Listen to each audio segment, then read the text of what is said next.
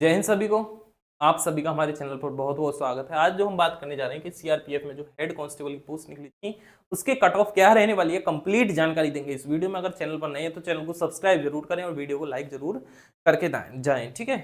चलिए, जो आपकी बता दें सीआरपीएफ में एचसीएम की जो आपकी पोस्ट निकली थी उसका जो एग्जाम हुआ था उसी के बारे में आज कंप्लीट जानकारी देंगे कि उसके आंसर की के बाद कट ऑफ पे क्या फर्क पड़ने वाला है, कितनी रहने वाली है, ठीक है। तो सबसे पहले हम बता दें तो आपका जो है लगभग लगभग 1319 जो है कैंडिडेट सिलेक्ट करने हैं, यानी कि जो हेड कांस्टेबल के लिए 1319 कैंडिडेट जो हैं वो सिलेक्ट करने हैं, यानी कि इतने जो हैं उन्हें लेने हैं,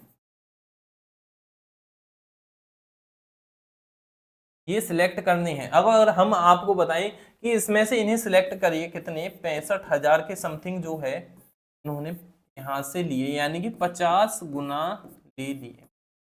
यानी कि जो बिल्कुल जो नौकरी पर देनी है, नौकरी तो देनी है 1319, सॉरी 19 नहीं, 1315। 1315 तो एक तरह से नौकरी देनी है जो सिलेक्ट करे, क्योंकि इसमें जो है प्रोसेस बहुत लंबा है, इसकी नौकरी का जो है प्रोसेस बहुत लंबा है। तो उसी के बारे में बता रहे हैं कि इस वजह से जो है 50 गुना लिए। अब 65,000 जो आपके सिलेक्ट हुए, लेकिन ये जो है यहाँ से जाते जाते सिर्फ 1315 ही बचेंगे, क्योंकि ये हर एक जो लेवल आप पार करेंगे उसमें जो है आपके कैंडिडेट आधे से भी कम रहने वाले हैं। कैसे रहने वाले हैं अगर आपको बता दें, देखिए सबसे पहले तो इसमें जो हार्ड होता है इसी के बाद लेवल आ जाता है, एग्जाम के बाद ही स्किल टेस्ट। स्किल टेस्ट सबसे पहले होता है, इसके एग्जाम के बाद बता रहे हैं स्किल टेस्ट होता है। स्किल टेस्ट के बाद होता है आपका पीएसटी, फिर उसके बाद होता है डीबी।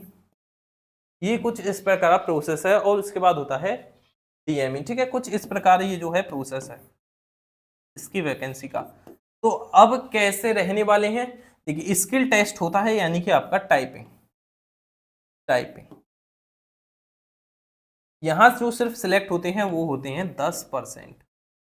इसके जो है ये 65,000 के 10%, यानी कि 6500, यानी कि जितने भी सब जो है कम तो यहीं हो जाते हैं। यहाँ के बाद जो है सिर्फ टाइपिंग में ही सब खत्म हो जाते हैं, जितने भी लिए हैं जो टाइपिंग में ही निकल जाते हैं, सिर्फ वहीं सिलेक्शन के लिए बच पाते हैं जो आगे जा पाते हैं टाइपिंग को पार करके। तो इसी वजह से अगर आपको लगता है कि आपका नंबर आ जाएगा तो टाइपिंग में बिल्कुल अच्छे से लग जाइए, क्योंकि ये ऐसा है यहीं जो है सबसे ज़्यादा चांस है निकलने के, इसके बाद नहीं है। तो टाइपिंग में जरूर लगे, ठीक है। टाइपिंग ही यहाँ सबसे जो मेन इंपोर्टेंट पार्ट है ना इस पूरे एग्जाम का, सबसे जो इंपोर्टेंट है वो टाइपिंग ही है। अगर टाइपिंग में रह गए तो फिर रह ही जाएंगे। तो इस वजह से अब जितना आप पढ़ते हो उससे छोड़कर थोड़ा टाइपिंग में लग जाएं, 3-4 घंटे कम से कम दिन में टाइपिंग जरूर करें। फिर टाइपिंग के बाद यानी कि स्किल टेस्ट में आता है आपका टाइपिंग। यहाँ के बाद आपके कुछ निकल जाते हैं पीएसटी में, यानी कि फिजिकल से बोल देते हैं आपका फिजिकल। फिजिकल में जो है आधे यहाँ से फिजिकल में यहाँ बचते हैं, यानी कि 6500 में से आपका लगभग लगभग 3200 समथिंग, 3200 से भी कम ही बचते हैं, ठीक है। ये तो मैं एवरेज स्कोर बता रहा हूँ, लेकिन इससे भी कम ही बचते हैं। यहाँ तो ऐसे ही बचते हैं लगभग लगभग 2000 के समथिंग ही, क्योंकि फिर फिजिकल में भी जाते हैं, ठीक है। फिर फिजिकल में इतने नहीं जाते, देखो 6500 से 2000 बचे सिर्फ, फिर भी कम हुए, 3 गुने ही कम हुए। लेकिन यहाँ 10 गुने आपका जो है कितने कम हो गए देख लो यहाँ से। अब ये यहाँ के बाद कुछ डॉक्यूमेंट वेरिफिकेशन में और डीसीएम में निकल के सीधा जो है आपका सिलेक्ट हो जाते हैं, ये इस प्रकार रहते हैं।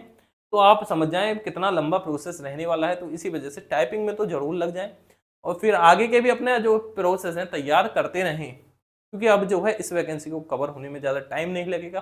बाकी आज की वीडियो में इतना ही। अगर आपको कोई भी डाउट है तो हमें कमेंट करके बताएं, और कैसी भी कोई भी प्रॉब्लम लगती है तो जरूर कमेंट करके बताएं, ठीक है। और कोई लेटेस्ट वैकेंसी आती है तो उसका नोटिफिकेशन आपको सबसे पहले मिल जाएगा। आप हमारे चैनल को सब्सक्राइब जरूर कर लें, कोई भी लेटेस्ट नोटिफिकेशन के लिए या फिर कट ऑफ के लिए या आंसर की कोई भी किसी प्रकार की भी अपडेट आता है तो हम वो आपको सबसे पहले देंगे। एक अच्छी खास बात है कि अगर कोई भी वैकेंसी आई है, कोई भी वैकेंसी आई है किसी भी पोस्ट की, तो वहां एक हम बताते हैं सिलेबस पैटर्न। सिलेबस पैटर्न यानी कि सिलेबस में पैटर्न कैसे पढ़ना है।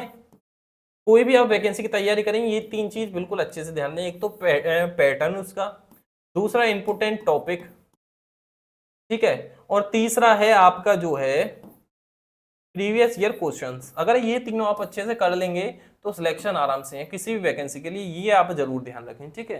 बाकी अगर आप हमारे चैनल पर नए हैं तो सब्सक्राइब जरूर करें। आज की वीडियो में इतना ही, धन्यवाद सभी को।